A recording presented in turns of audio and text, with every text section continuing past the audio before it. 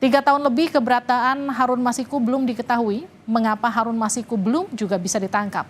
Apa kendala dalam melacak Masiku? Kita akan bahas usai tayangan berikut. Buronan KPK yang juga mantan caleg PDIP, Harun Masiku, hingga kini belum juga tertangkap. Data pelintasan yang didapat Divisi Hubungan Internasional Polri menunjukkan Harun Masiku berada di dalam negeri. Kepala Divisi Hubungan Internasional Polri, Irjen Krisnamurti, juga menepis rumor Harun Masiku berada di luar negeri. Menurut Krisna, Harun Masiku pernah sekali ke luar negeri, namun kembali ke Indonesia sehari kemudian. Ada data perlintasan yang menunjukkan bahwa yang bersangkutan ada di dalam negeri. Jadi apa rumor-rumor yang beredar seperti itu yang kami sampaikan. Tapi kami tidak menghentikan pencarian terhadap yang bersangkutan di luar negeri. Itu per kapan Pak data perlintasan itu Pak? Lupa tanggalnya, tapi ada. Tahun ini ya, Pak? Ya, tahun ini. Sehari setelah dia keluar dia balik lagi. Gitu. Balik lagi, Ya, maksudnya balik lagi ke luar negeri apa? Jadi setelah dia keluar dia balik lagi ke dalam. Jadi sebenarnya dia bersembunyi di dalam, tidak seperti rumor. Tapi kita juga tidak menghentikan pencarian yang bersangkutan di luar. Harun Masiku ditetapkan sebagai tersangka dalam kasus suap Komisioner KPU Wahyu Setiawan. Masiku diduga menyuap anggota KPU tersebut senilai 600 juta rupiah. Harun Masiku memberikan uang agar namanya disetujui dalam proses pergantian antar waktu anggota DPR fraksi PDIP Dapil 1 Sumatera Selatan. 9 Januari 2020 atau sehari setelah lolos dari operasi tangkap tangan, Harun Masiku ditetapkan KPK sebagai tersangka. Pada 12 Januari 2020, Harun Masiku ditetapkan sebagai buron atau masuk daftar pencarian orang. Juli 2021, nama Masiku juga masuk dalam Red Notice Interpol. Hingga saat ini telah lebih dari 3 tahun Harun Masiku menjadi buronan. Indonesia Corruption Watch atau ICW menilai KPK tidak serius menangkap Harun Masiku. ICW menduga KPK melindungi seseorang anggota partai politik dalam kasus Harun Masiku. Kita tahu bersama rekam jejak KPK teramat buruk ketika menangani suatu perkara yang berhadapan dengan politisi. Kami menduga keras ada seseorang yang memiliki posisi amat strategis di suatu institusi partai politik yang diyakini akan ikut terseret proses hukum jika Harun Masiku ditangkap, dan KPK kami yakin sedang melindungi itu. Harun Masiku bukan satu-satunya tersangka kasus korupsi yang menjadi buronan KPK. Saat ini ada 2 tersangka lain yang masih menjadi buron, yaitu tersangka kasus korupsi KTP elektronik Paulus Thanos dan tersangka suap PT PAL Kirana Kotama. Untuk memburu tersangka korupsi yang buron, KPK telah memperkuat kerjasama dengan Divisi Hubungan Internasional Polri dan juga Interpol. Tim Liputan, Kompas TV. 3 tahun lebih Harun Masiku belum juga tertangkap. Apa yang membuat Masiku sulit terlacak? Apa kendala yang dihadapi para penegak hukum dalam menangkap Masiku? Kita bahas bersama mantan penyidik KPK Yudi Purnomo dan Dewan Penasehat Pukat UGM Zainal Arifin Mukhtar atau Mas Uceng. Mas Uceng, selamat malam. Selamat malam, Mbak. Kita masih mencoba menghubungi Mas Yudi, sambungannya terputus, nanti kita sambil coba untuk hubungi lagi. Mas Uceng, ini kan sudah lebih dari 1000 hari Masiku tidak terdeteksi, tidak bisa ditangkap, tidak mau atau tidak bisa? Saya kira memang pertanyaan klasik itu ya, soal willingness atau ability. Saya kira kalau kita bicara soal kemampuan, enggak lah ya, karena dalam banyak hal kemampuan kepolisian dan kemampuan KPK sendiri untuk mengendus yang begini itu cukup baik sebenarnya. Penyidik-penyidik KPK sendiri beberapa diantaranya paham tuh info-info begituan, dan yang kedua Polri sendiri kita ketahui cukup baik mengerjakan begitu banyak perkara yang saya kira juga melibatkan orang yang mencoba melarikan diri dan dapat gitu. Jangankan di level seperti ini, di level di level terorisme misalnya atau di level-level tertentu kemampuan mengendus Polri sangat baik gitu. Ya. Nah, problemnya saya kira ini bukan soal ability ability, ini soal willingness. Dan problem willingness ini agak sulit dijawab kalau mau didorong ke arah kemampuan. Willingness ini harus didorong memang adalah ya kemauan untuk melakukan itu. Dan problemnya memang adalah saya kira ada dua sekurang-kurangnya. Yang pertama adalah sejauh mana posisi Harun Masiku ini masih bisa dipakai untuk semacam bargaining di tubuh tertentu. Karena kita tahu ya kalau Harun Masiku tertangkap, informasinya bisa didapat, saya kira dan fakta tertentu yang kemudian bisa diperoleh dari situ dan bisa lari kemana-mana gitu.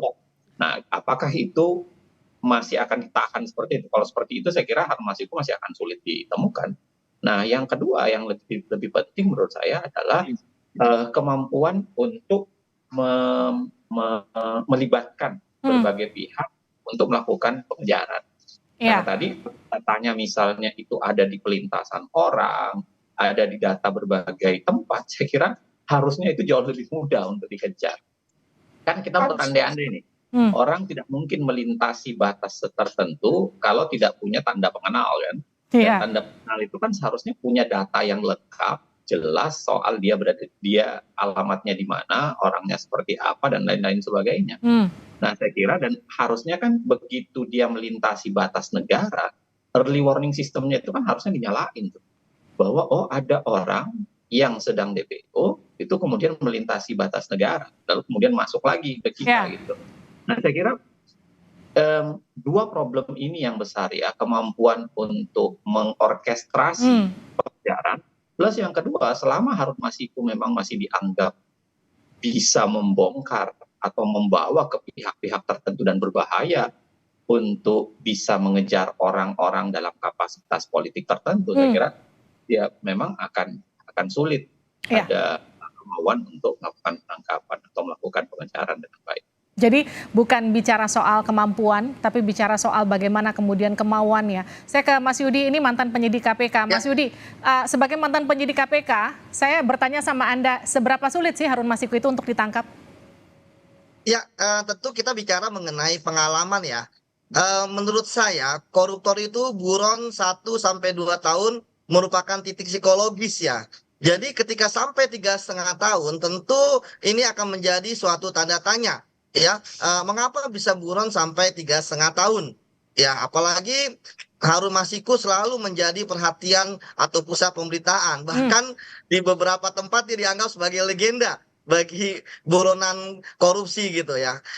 Saya melihat bahwa pertama dari potensi peralatan yang dimiliki oleh KPK, personil yang dimiliki oleh KPK, kewenangan yang dimiliki oleh KPK maupun yang lainnya gitu kan, itu udah bisa lah untuk menangkap seorang buronan gitu. Apalagi yang ini kan Harun Masiku kasusnya pun ya bagi saya kan sebenarnya kasus yang kecil ya, hanya dia itu pemberi suap 600 juta gitu kan. Menurut saya tidak ada kepentingan lah kalau misalnya dia ya saat ini kemarin dia nggak buron gitu ya, mungkin sudah bebas gitu kan, karena saat ini bagaimana ketika PP 99 tahun 2012 itu dicabut gitu kan, itu kan artinya mau dia justice kolaborator atau tidak bisa dapat remisi, bisa dapat pembebasan bersyarat. Jadi saya pikir secara hukum gitu kan, secara teknis nggak ada lagi lah alasan bagi Harun Masiku untuk melarikan diri gitu kan. Makanya di sini saya sampaikan ya, supaya lebih baik Harun Masiku menyerahkan diri saja gitu kan kepada KPK gitu kan atau kepolisian setempat gitu kan. Ngapain dia mengorbankan masa depan dia, apalagi dia masih muda gitu ya, terkait dengan masa depannya. Apalagi sekarang kan mantan napi juga bisa caleg gitu kan. Kemarin kan dia menyuap untuk menjadi anggota legislatif. Jadi dia masih ada kesempatan lah ke depannya dibandingkan sekarang. Nggak jelas gitu kan. Dia nggak bisa berkomunikasi dengan keluarga gitu kan. Saya justru prihatin dengan kondisi dari Harun Masiku gitu kan. Alih-alih ya menyesalkan kenapa dia harus melarikan diri seperti itu.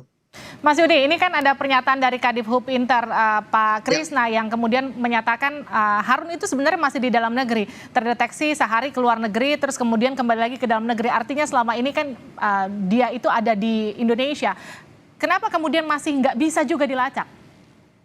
Itulah yang tentu akan menjadi keheranan kita ya. Justru ketika menjadi area yurisdiksi bagi penegak hukum ya, yaitu KPK ya, dia bisa melakukan apapun gitu ya.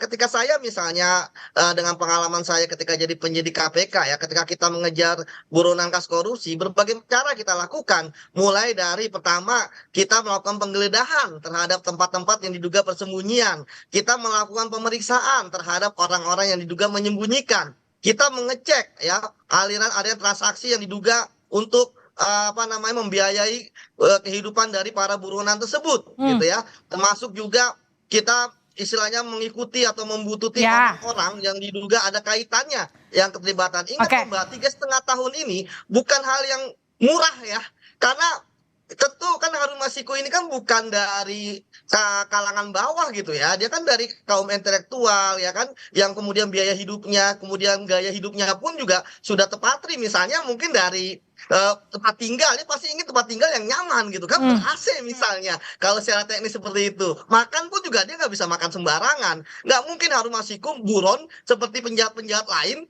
seperti maling-maling lain, pencuri, begal gitu kan, dia tidur di emperan jalan, nggak mungkin gitu kan. Dari kasus korupsi yang saya tangani gitu ya, bahwa banyak koruptor yang buron tinggal di apartemen, di rumah mewah gitu kan, karena dia ingin seperti gaya hidupnya. Kalau kita hitung 36 bulan aja ya, 3 tahun ini, 3,5 tahun 40 ya, dikali misalnya 1 hari 40 juta aja, itu udah 1,6 M gitu kan. Baik. Jadi sangat mahal biaya pelarian dari Harun Masiku. Mas Yudi, ini sekarang gini, ini kan yang baru tertangkap itu kan ada Paulus Thanos ya, ditangkapnya di Thailand, kemudian sudah ganti nama. Paulus Thanos sebelum ditangkap.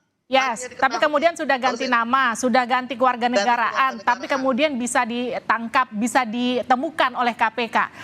Artinya sebetulnya secara hitung-hitungan lebih susah untuk menemukan Paulus Thanos, tapi itu bisa ketemu. Kenapa Harun Masiku nggak bisa ketemu?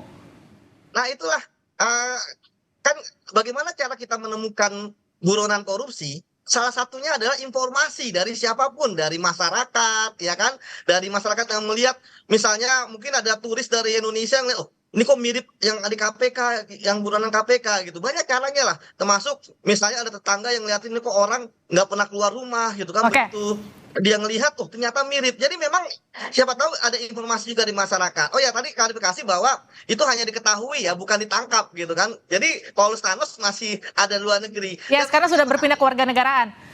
Oke. Ya, itu yang menarik, ketika dia pindah ke warganegaraan ya tentu usaha untuk mengembalikannya ke Indonesia akan lebih sulit seperti itu. Iya, tapi ketemu orangnya. Ini Harun Masiku bahkan nggak ketemu orangnya itu ada di mana. Yang jadi saya ke Mas Uceng. Mas Uceng, artinya kan sebetulnya bisa dikatakan faktor politis dalam kasus ini begitu kental begitu. Seberapa besar sih pengaruhnya dalam pengungkapan kasus Masiku ini sampai lebih dari 1.000 hari ini nggak ketemu?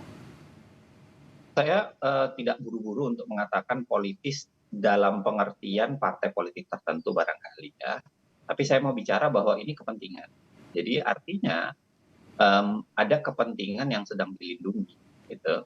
Ada siapa kepentingannya, siapa pemilik kepentingannya, saya kira KPK yang paling bisa menjawab, dan Harun Masiku sendiri yang bisa menjawab. Karena begitu Harun Masiku tertangkap, saya kira kasus itu akan jauh lebih terang. Proses penyelesaian perkara terhadap suap anggota KPU itu jauh lebih terang. Karena sampai sekarang kan kita miris juga, ada orang ditangkap sebagai penerima suap, lalu kemudian pemberi suapnya buron, uangnya tidak jelas dari mana. Nah, saya kira catatan besar untuk KPK, karena kita menganggap begini, KPK berhasil menyelesaikan perkara itu kalau bukan hanya sekedar nangkap orang, bukan hanya sekedar nangkap siapa pelaku, tapi kemudian itu harus bisa menjelaskan case-nya secara detail dan lengkap, plus pada saat yang sama harus keluar dengan resep yang cespleng barangkali, supaya kejadian serupa tidak terjadi lagi. Nah, di level, kalau kita anggap itu 3 level pemberantasan korupsi, mengungkap, menjelaskan ke publik dengan detail, dan yang ketiga adalah membuat resep supaya kejadian tidak terjadi lagi, saya kira KPK masih alfa di 2 level ini, khususnya dalam kejadian Harun Masiku. Nah, tagihan ini menjadi besar. Artinya, kalau misalnya KPK tidak serius, kalau misalnya kepolisian tidak serius, jangan-jangan, lagi-lagi jangan-jangan ini ya, ada kepentingan yang sedang mau dilindungi gitu. Artinya gini, bisa nggak Harun Masiku pada akhirnya ketangkep? Mas Uceng, Anda optimis nggak ke sana? Nah, itu yang saya bilang 2 tadi. 2 yang di awal tadi saya bilang. Manakala Harun Masiku perannya itu ternyata tidak sebesar atau tidak bisa mengungkap yang lain, atau Harun Masiku jangan-jangan sudah bisa dikondisikan bahwa dia tidak perlu bicara ke semua hal. Dia tidak perlu mengungkap semua hal dan cukup pertanggungjawaban itu melekat pada dia. Ada beberapa kasus korupsi kan begitu. Pelakunya atau pelaku yang bukan utama sebenarnya itu mencoba melindungi orang-orang di belakangnya kan, dengan kemudian menjadi mengaku sebagai pelaku tunggal gitu, atau pelaku yang satu-satunya, atau pelaku pertanggungjawaban sebenarnya. Nah, kalau itu sudah terkondisikan, saya kira ada kemungkinan kemudian Harun Masiku akan ditangkap.